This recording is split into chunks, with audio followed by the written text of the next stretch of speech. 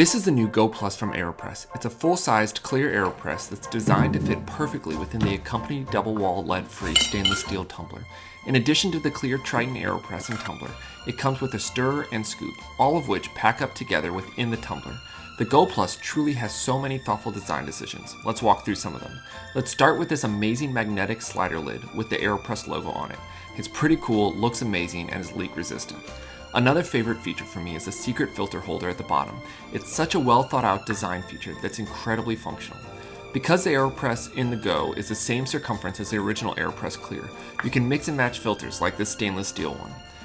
The Plunger has been slightly redesigned to have a more narrow profile at the top, as you can see here when compared with the original Clear AeroPress. This allows it to fit perfectly in the tumbler. It also has a silicone gasket to help it pack and stay in place within the tumbler.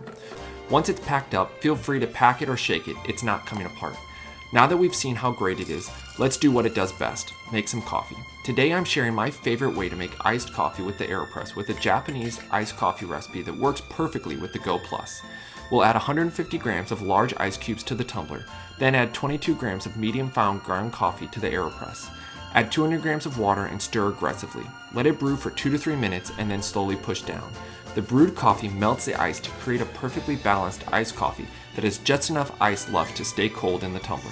And with that, it's time to take the Go Plus on the go with a little top-down Jeep joyride.